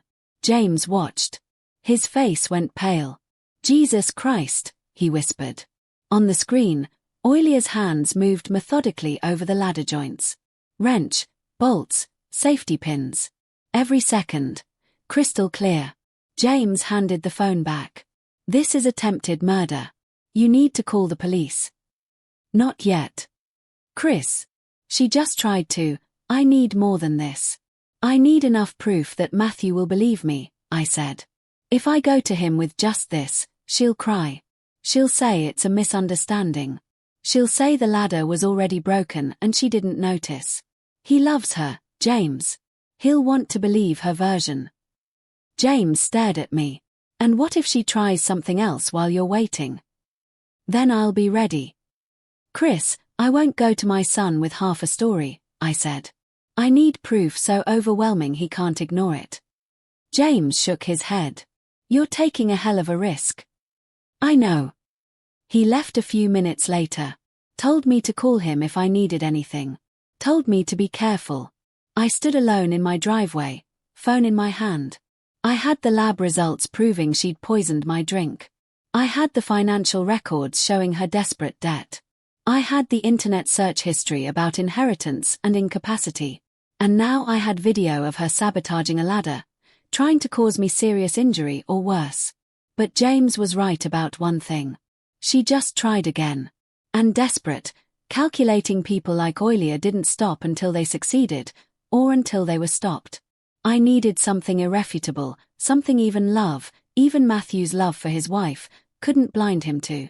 Denise Morgan called me early Tuesday morning, 4 days after the ladder incident. Her voice had a tone I'd never heard before. Urgency mixed with confusion. Chris, we need to talk about Claire Davidson. Can you come to my office? This isn't something I can explain over the phone. I grabbed my keys. I'll be there in 20 minutes. Before I tell you the truth about Claire Davidson, I need to hear from you. What do you think is really happening here? What's her real role in all of this? Comment below with your theory. I want to see who figured it out. Quick reminder, what follows contains some fictionalized details for educational purposes. You can exit now if you prefer. Denise had a thick file folder on her desk when I walked in, her laptop open beside it. She didn't say hello, just gestured for me to sit. I ran a full background check on Claire Davidson like you asked. I sat down. And she's helping Oilia, right? Denise hesitated, looked at me carefully. Not exactly. What do you mean, not exactly? Chris, Claire Davidson is a licensed private investigator. The words didn't register at first. I stared at her. What? She turned the laptop around. On the screen was a professional licensing database. Claire Davidson, private investigator, license number 47832, status, active, years in business, 15. Below that were business registration documents. A business address in Southeast Portland. Client reviews. Dozens of them. All 5 stars. Membership in the Oregon Association of Licensed Investigators. Her specialties, domestic cases, infidelity investigations, financial fraud, asset tracking. I don't understand, I said slowly. I saw them together at that coffee shop. They were meeting, planning something. That's what confused me, too, Denise said. Why would a private investigator be meeting with Oilia? So I kept digging. She pulled a stack of bank statements from the file, slid them across the desk. Look at this. 3 months ago. March 15th. I scanned the page. A payment to Claire Davidson Investigations. $5,000. Listed as a retainer. And the account holder. My chest tightened. Matthew Sullivan. Not a joint account. Not one Oilia had access to. Matthew's personal checking account. His teacher's credit union. The one he'd had since before they got married. Matthew hired her, I said. My voice sounded far away. 3 months before your housewarming party. I looked up at Denise. Why didn't he tell me? I don't know, but here's what I do know. She tapped the bank statement. Claire isn't working for Oilia. She's working against her. Your son hired a private investigator to look into his own wife. The room felt too small. Suddenly, too hot. I thought back through the last few weeks. Every interaction, every moment. I'd misunderstood Claire at my party. I thought she was Oilia's friend, her accomplice. But she wasn't. She'd been observing Oilia, watching her, gathering evidence. Claire photographing my house. I thought she was casing it, helping Oilia plan something. But she wasn't. She'd been documenting my assets, building a case. Claire meeting Oilia at that coffee shop. I thought they were conspiring. But they weren't. Claire had been interrogating her. Or following her. Or both. I got it all backwards, I said quietly. Denise nodded. It looks like your son suspected something 3 months ago. Enough to hire professional help. Then why keep it from me? No, that's the question. She closed the laptop. What did Matthew find? And why did he feel like he couldn't tell his own father? I stood up. My legs felt unsteady. I need to talk to him. Chris. Denise's voice stopped me at the door. Be careful. If Matthew's been investigating Oilia for 3 months, there's more going on here than we know. I sat in my car in the parking lot, engine off, hands gripping the steering wheel. Matthew had hired Claire 3 months ago. 3 months before my housewarming party. 3 months before he nearly died from drinking a poisoned cocktail that was meant for me. The timeline made my head spin. What had he discovered in those 3 months? Had he found the debt? The search history about inheritance and incapacity. Had Claire told him what Oilia was planning? And if he knew, why hadn't he warned me? Was he trying to protect me? Gathering evidence before making accusations he couldn't take back? Or was he hoping he was wrong? Hoping the woman he loved wasn't capable of what the evidence suggested? I thought about the night of the party. The way Matthew had stood behind me. The way he'd picked up that glass from the side table. The way he'd drunk it without hesitation. Had it been an accident? Or had he known what was in it? No, that was insane. He wouldn't have. But then why hire Claire 3 months earlier? Why investigate Oilia in secret? My son had known something was wrong. Something serious enough to spend $5,000 on a private investigator. But not serious enough, or maybe too serious, to tell me. I pulled out my phone, stared at Matthew's name in my contacts. My thumb hovered over the call button. Then I put the phone down. I wasn't ready. Not yet. Because if I called him now, if I asked him why he'd hired Claire, what he'd found, why he'd kept it from me, I'd have to hear the answer. And I wasn't sure I could handle the truth. Not if it meant my son had known his wife was dangerous. Not if it meant he'd suspected she might try to hurt me. Not if it meant he'd kept that knowledge to himself while she poisoned a drink at my party. I started the car and pulled out of the parking lot. I needed answers. But for the first time in my life, I was afraid of what those answers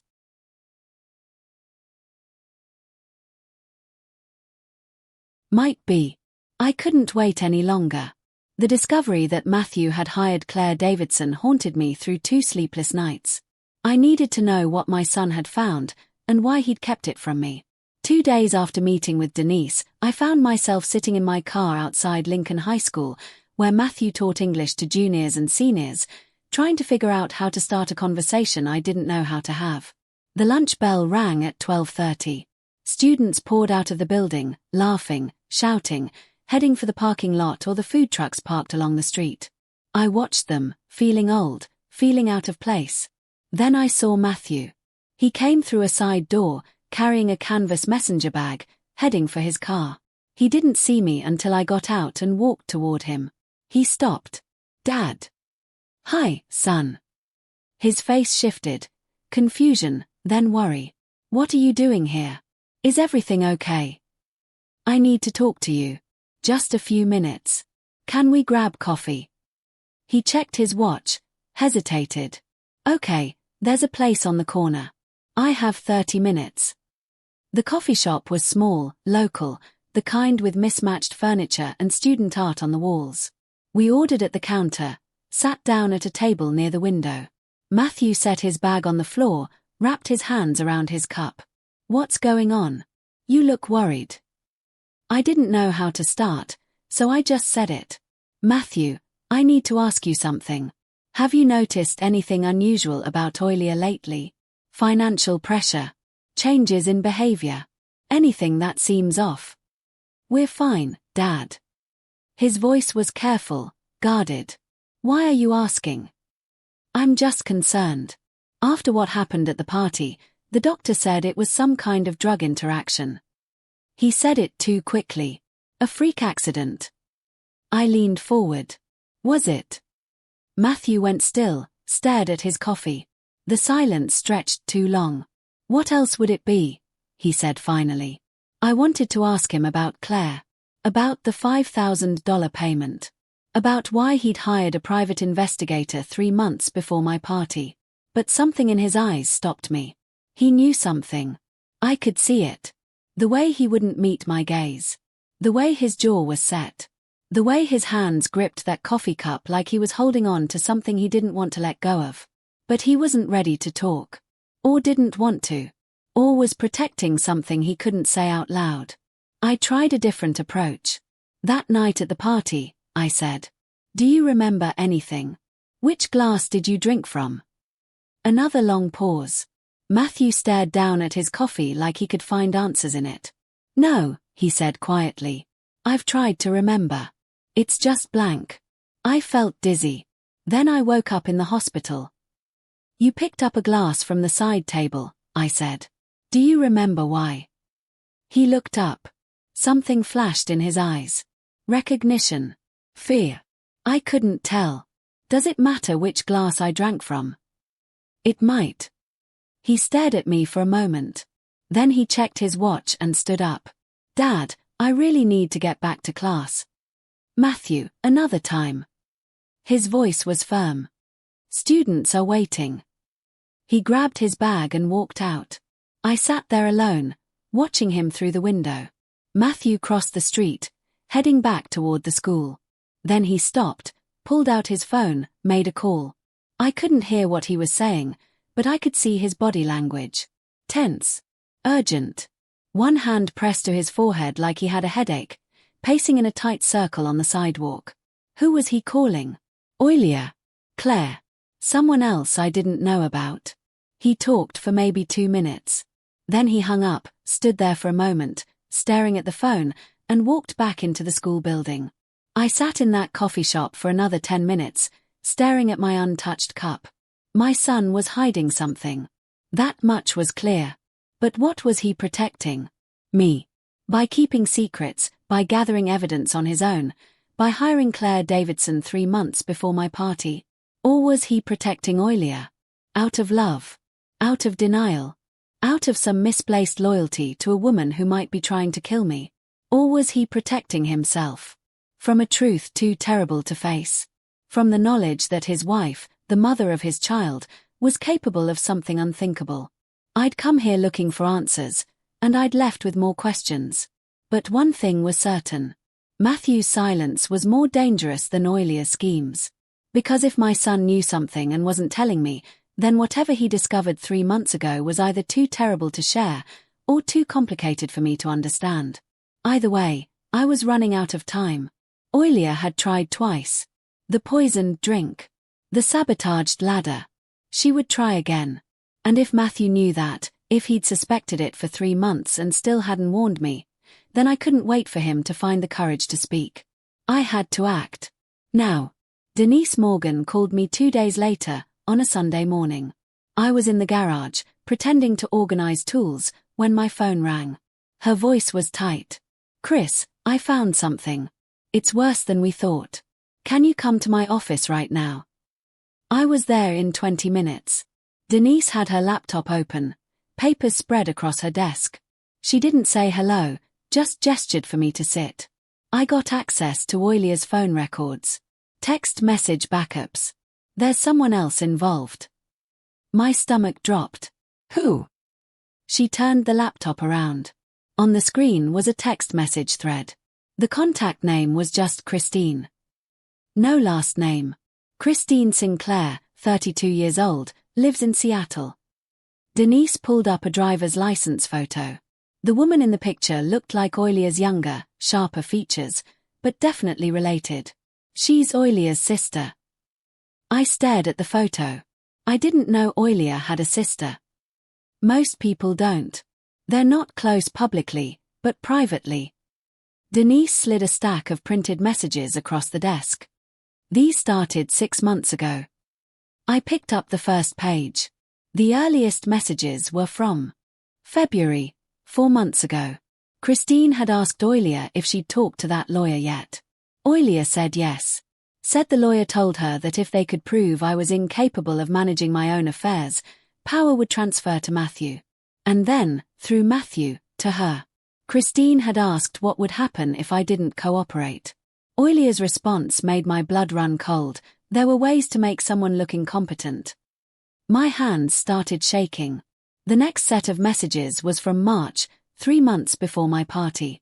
Christine told Oilia she'd found a source, someone who could get what Oilia needed, but it would cost $800. Oilia told her to do it. Said she'd send the money. A day later, Christine confirmed she'd mailed it. No trail, she'd written. Denise pointed at another document on her desk. I traced that $800. Oilia sent it via money order. Christine used it to buy warfarin from an online pharmacy in Mexico. She showed me the receipts. Shipping confirmation to Christine's address in Seattle. Then a second shipping record. Christine had mailed a package to Oilia 1 week later. She bought the poison, I said quietly, and shipped it to Oilia. Yes. I flipped to the next page. These messages were from late May, 2 weeks before my housewarming party. Christine had asked if Oilia received the package. Oilia said yes. Said this Saturday, my party, would be the perfect opportunity. Christine told her to be careful, to make it look natural. A heart attack. A stroke. Something that fit my age. Oilia had written back that she knew what she was doing. I couldn't breathe. The next messages were from June 9th. The day after the party. Christine had asked what happened. Multiple question marks. Frantic. Oilia told her something had gone wrong, that Matthew had drunk the poison instead of me. Christine's response, all caps, disbelief. Asked if Oilia was kidding. Asked if Matthew was okay. Oilia said he was in the hospital, that the doctors were calling it warfarin poisoning, that he'd recover. Christine called her an idiot, said it was a disaster. Oilia wrote back that she knew, told Christine to delete everything, to stop texting her. Christine's last message in that thread, too late for that. They tried to delete it, Denise said. But I recovered everything from cloud backup. I set the papers down. My hands were shaking too badly to hold them. They planned it together. Denise nodded. Christine supplied the means. Oilia executed. Classic conspiracy. There was one more set of messages from 3 days ago. After the ladder incident. Christine had asked if Oilia had done it, if she'd finished what she started. Oilia said I hadn't taken the bait, that my neighbor had shown up, that she thought I suspected something. Christine told her to stop. Said she was going to get caught. But Oilia said she couldn't stop. Not now. That I was investigating.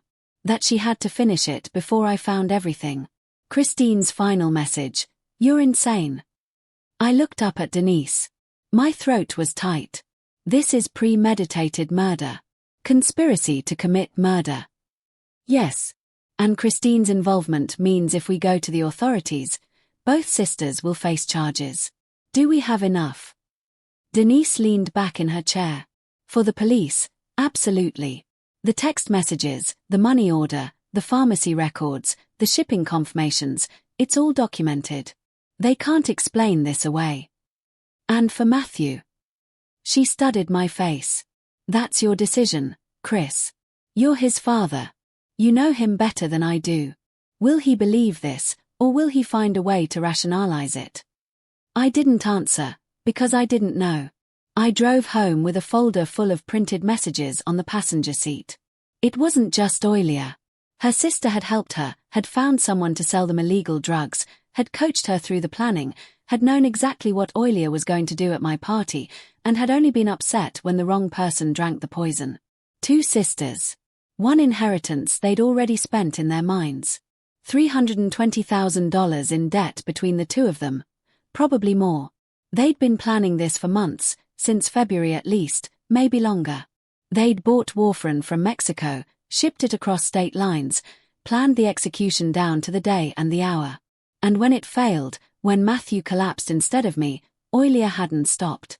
She'd tried again with the ladder.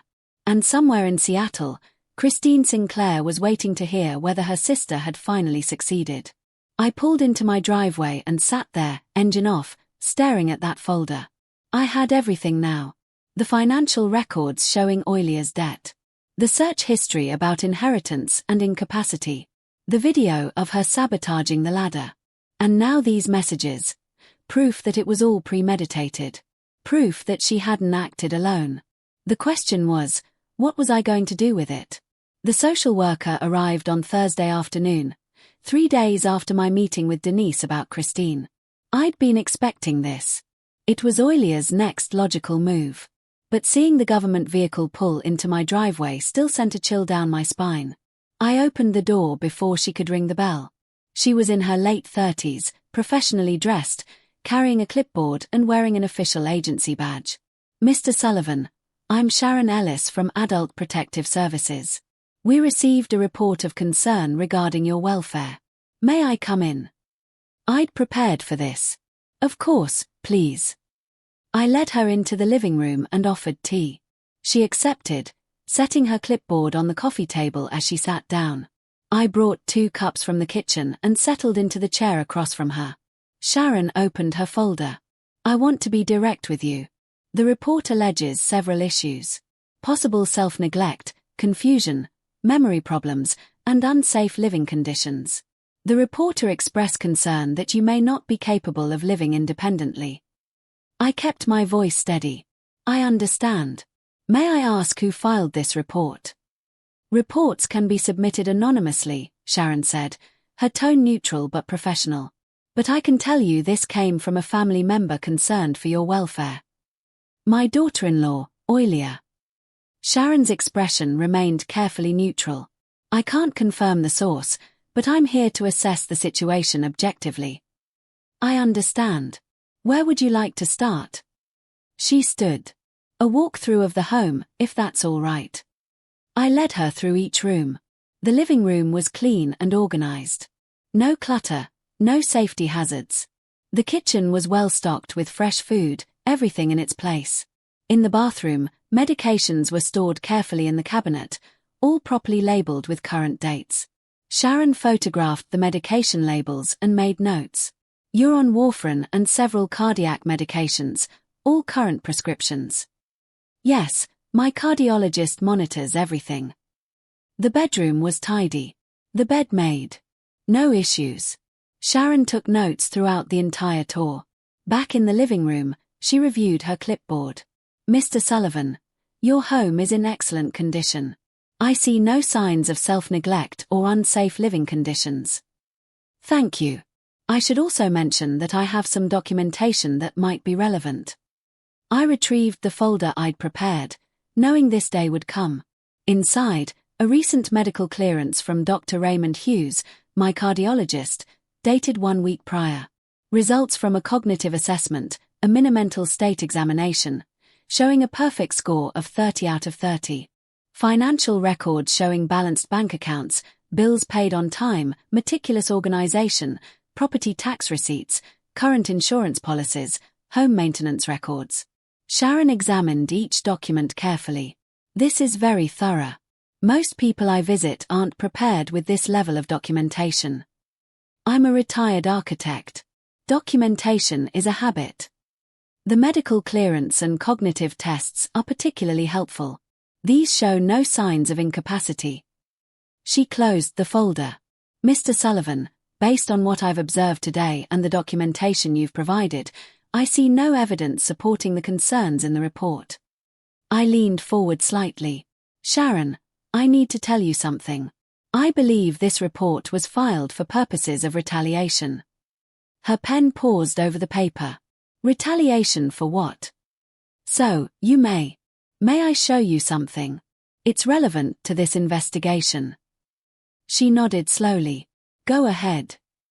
I opened my laptop and brought up the files I'd been carrying like a stone in my chest for weeks. First, the lab results from the whiskey bottle. This shows 450 milligrams of warfarin detected in a drink at my housewarming party. That's a lethal dose when combined with alcohol. She read the document. Next, The video from my phone. This shows Oilia loosening the bolts on a ladder and removing safety pins from the load-bearing joints. I played the footage. Sharon watched without speaking. Then the text messages between Oilia and Christine Sinclair recovered from cloud backup. Planning. Purchasing. The disaster after the party. Sharon read each one twice.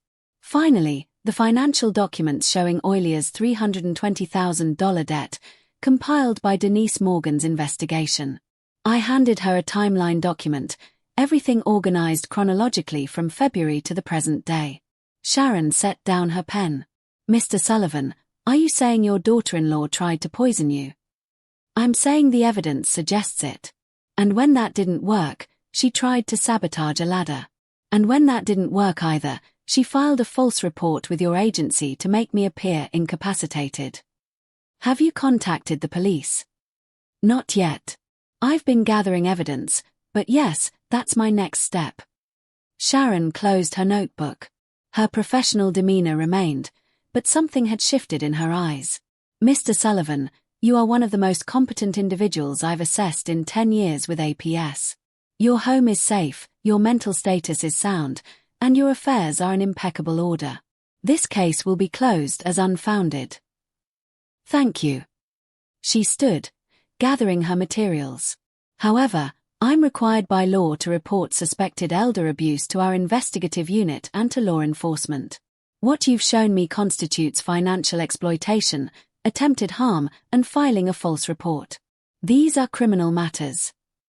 My chest tightened. I understand.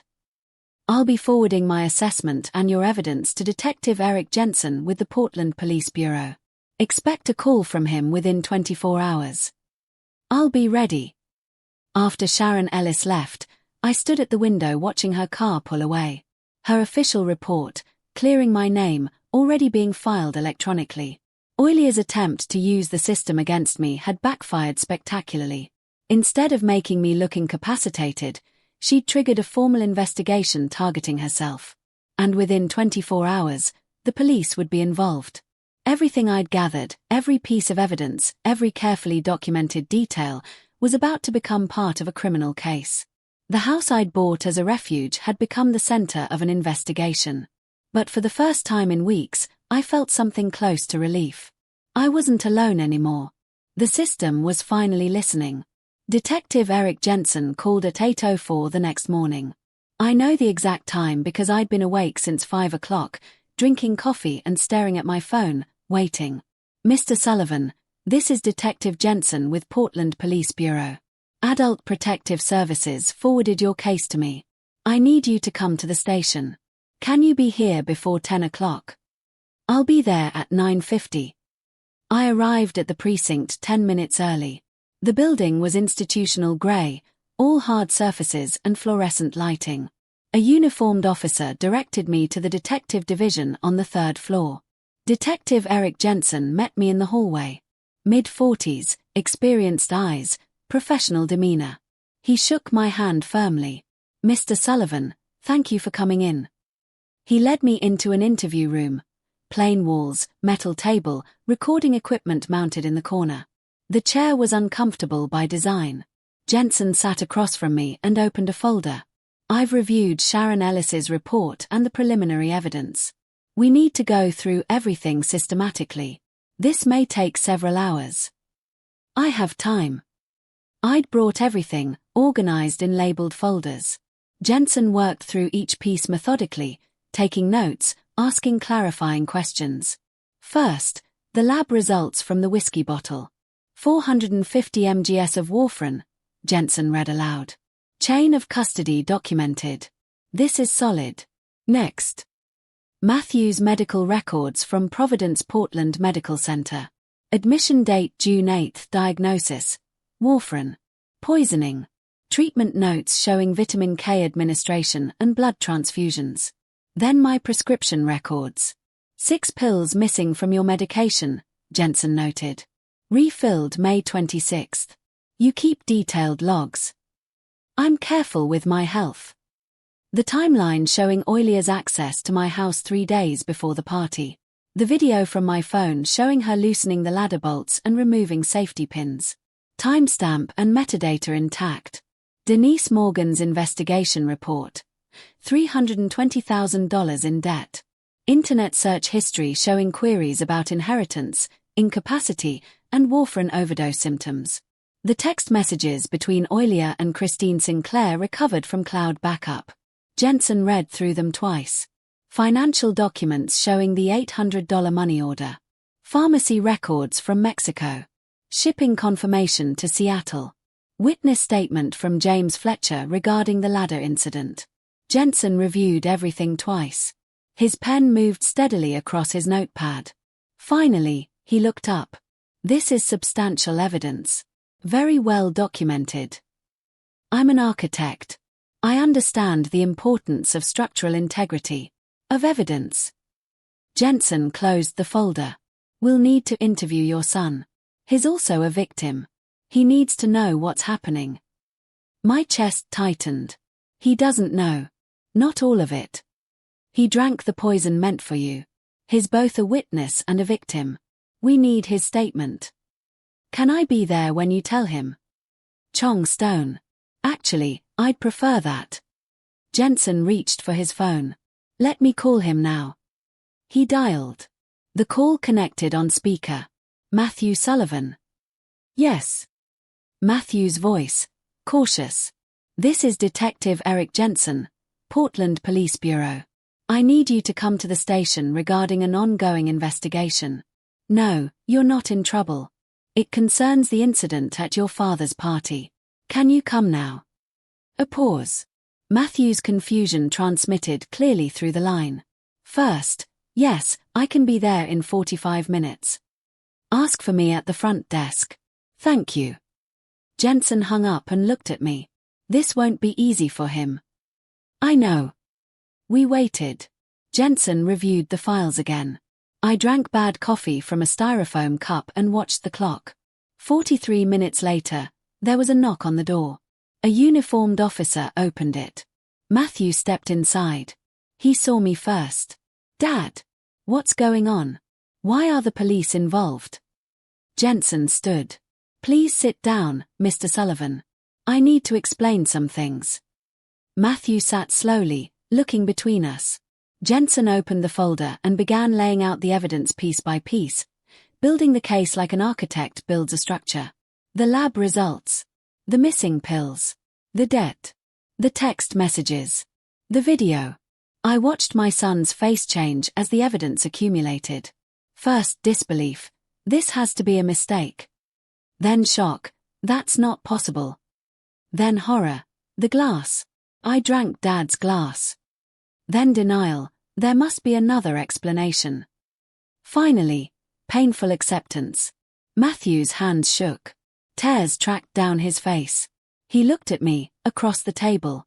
She tried to kill you. And I drank it instead.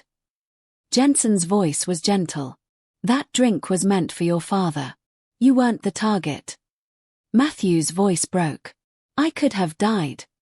You almost did, I said quietly. Matthew processed this. His breathing came in short gasps. All this time, she was. Oh, God, Dad, I'm so sorry. Jensen leaned forward.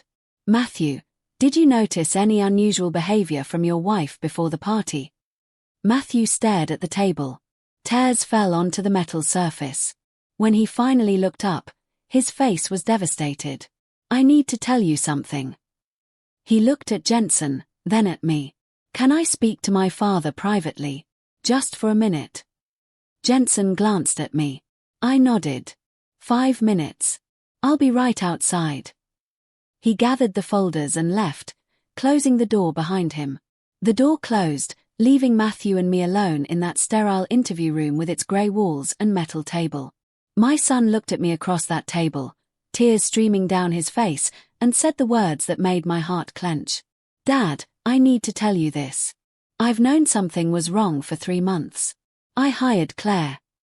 I've been investigating Oilia since March, Matthew confessed, his voice fracturing with emotion.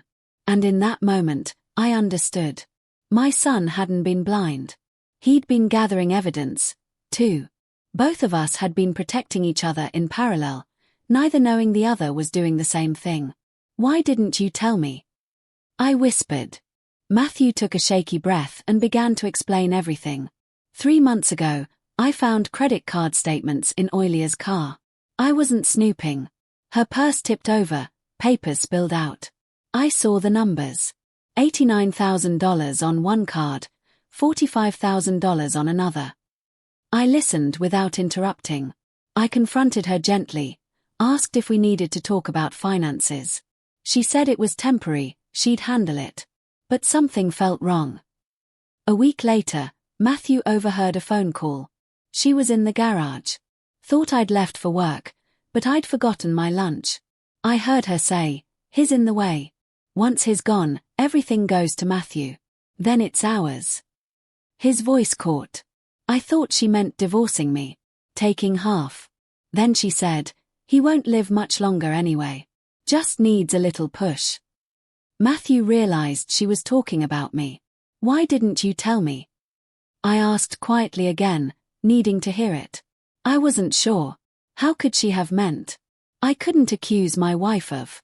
I couldn't even think it. "So, I hired Claire," he explained. "Found Claire Davidson through online research, a reputable private investigator specializing in family cases. Paid $5,000 from a separate account." Oilia didn't know about his teacher's credit union. Claire investigated for 2 months. She found the debt, all of it. Over $320,000. She found the searches on her home computer. Matthew recalled Claire's findings. Oilia had Googled warfarin overdose symptoms. How long to prove incompetence for power of attorney. Inheritance from elderly parents. I still hoped for another explanation. Maybe she was researching for, I don't know, something harmless. 1 week before the party, Claire called me at school. "Matthew," she said, "your wife just purchased warfarin illegally through her sister in Seattle. I have the transaction records. She's planning something for this Saturday, your father's housewarming party." Matthew faced an impossible choice. Confront Oilia. Tell me. Cancel the party. Claire said we needed to catch her in the act, with witnesses. Something undeniable. Otherwise, Oilia would claim misunderstanding, accident, anything. So, Claire came to the party undercover. She pretended to be Oilia's friend. And I watched. My realization began to dawn. You saw her make the drink. Matthew was crying openly now. Claire texted me, "Watch your father's old-fashioned. She just put something in the shaker." I moved closer. I saw Oilia pour Dad's glass. I saw her set it on that table with a napkin marking it. Claire texted again. She put the medication in. "Don't let him drink it." I had 2 seconds to decide. If I spilled it, she'd try again when I wasn't there. If I told you, she'd deny it, and we'd have no proof. Warfarin would metabolize out of my system in a few days. So, I made the choice. I stared at my son in disbelief. "You drank it on purpose." Matthew nodded. I picked up Dad's glass. "I drank it while talking to your colleague. Made it look accidental, like a mix-up. I knew what would happen." Claire had explained warfarin poisoning, the symptoms, the timeline. I knew I'd need to go to the hospital. "You could have died." "So could you. And you probably have 15, 20 good years left. I have 40. The math was simple. Besides, once the warfarin was in my system, once the hospital ran tests, it would be documented. Undeniable evidence of poisoning. And since I don't take warfarin and you do, and only Oilia knew both those facts, the evidence would point straight to her." Matthew's voice steadied slightly. "I made myself the evidence, Dad. Evidence that couldn't be denied or explained away." My throat constricted. "You sacrificed yourself to protect me and trap her. You worked 3 jobs after Mom died to put me through college. You went without so I could have everything. This was nothing compared to that." Silence hung between us. "I'm sorry I didn't tell you." Claire advised keeping it secret. Said if you knew, you might react differently. Tip Oilia off. And I needed to be sure. I needed proof that the woman I married, the mother of my daughter, was actually capable of murder. Now I know. And I wish I didn't. I reached across that metal table and gripped my son's hands. They were shaking, ice cold, the hands of a man who had deliberately poisoned himself to save his father's life and expose his wife's crime. "Oh, you are exactly the man I always hoped you'd become," I said, my voice breaking, too. "But God, Matthew, don't ever scare me like that again." He laughed through tears, the sound fractured, but real. "I promise." Detective Jensen knocked softly, giving us one more minute together before the formal statements began, before lawyers and prosecutors and trials. 1 minute to simply be father and son, survivors of the same war, fought from different sides, realizing we'd been protecting each other all along. 6 months later, I stood on the front porch, watching autumn leaves blanket the yard I'd fought so hard to keep. The maples blazed red and gold, the oak swayed in the October breeze. This was the first seasonal change I'd experienced in this house without fear. I reflected on the 6 months since the truth was exposed. June, Detective Jensen's investigation moved swiftly. With all the evidence already compiled, Oilia and Christine were both arrested within a week. The charges: attempted murder, conspiracy, elder abuse, financial exploitation, filing false reports. Christine faced additional charges for illegal possession of controlled substances and federal conspiracy. Both sisters were held without bail, flight risk, with Christine in Seattle and Oilia in Portland. July, Matthew filed for divorce immediately. He fought for and won sole custody of Grace. Oilia didn't contest. She was focused on her criminal defense. Matthew moved temporarily to an apartment near my house, close enough for daily visits. August. Plea negotiations began. The evidence was overwhelming. Text messages, lab results, video footage, financial records, Matthew's testimony, Claire's testimony, my testimony. Oilia's defense attorney advised taking a plea deal to avoid life in prison. Christine's lawyer recommended the same. September. Sentencing. Oilia received 8 years in prison, 10 years post-release supervision, a permanent restraining order from Grace and me, and mandatory restitution of $35,000 covering legal fees and medical expenses. Christine received 4 years for conspiracy to commit murder, illegal pharmaceutical possession, and 5 years probation. The sisters were sent to separate correctional facilities. October. Now, 6 months later, I stood on the porch. Grace, 8 years old and approaching 9, sat at the outdoor table drawing. Matthew pulled into the driveway with grocery bags. Weekend visit ritual. Our father-son relationship had deepened and evolved. We could talk about it now, what each of us had done, why we'd kept secrets. "We were both trying to protect each other," Matthew said one evening, "and we both succeeded. Just not the way we'd planned." Grace ran up to me. "Grandpa, look at my picture." The drawing showed a family tree with me at the roots, Matthew as the trunk, Grace as the branches and leaves. Words written across the bottom: strong roots, safe branches. My eyes misted. "It's beautiful, sweetheart." Mrs. Henderson says, "Family is about people who keep you safe." You and Daddy kept each other safe. Matthew overheard and smiled sadly. After Grace went inside for a snack, Matthew and I sat on the porch steps. "You know what I keep thinking about?" Matthew said. "Mom, what she would say about all this. My guess is she'd say we did what family does. We protected each other. And even when it meant keeping secrets, especially then. Though, I hope we won't have any more secrets from now on." Matthew's voice was firm. "No more secrets. I promise." We shook hands, like a contract. Claire still existed in my life. Coffee, occasionally. A professional friendship that might become something more someday. No rush. James Fletcher still stopped by, weekly. He'd helped me install a new security system. Diane.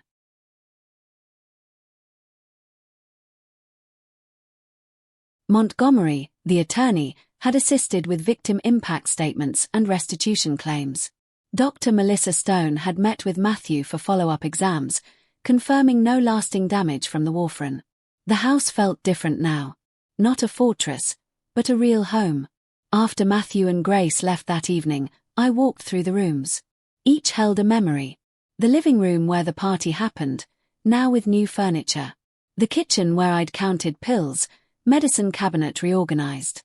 The office where I'd documented everything, files now archived. I stood by the window, looking at the oak tree in the backyard. I thought about legacy. What I was leaving Grace wasn't just real estate, but a lesson about standing up for yourself, about trusting your instincts, about gathering evidence before acting, about family being defined by actions, not just bloodlines. This house was meant to be a retirement refuge. It had become a battlefield. Now it was finally home. Not just a structure of wood and nails, but a place where people who love you gather safely. I turned off the porch light and locked the door behind me. The same door I'd unlocked for that housewarming party 6 months ago, when I'd been naive enough to think the greatest threat to my happiness was loneliness. I'd learned since then that real threats come from familiar faces, speaking words of love, pouring poison drinks into crystal glasses. But I'd also learned that family isn't about who shares your blood. It's about who stands beside you when the circle closes. Matthew drank poison to save me. I gathered evidence to save him. And together, we built something stronger than either could alone.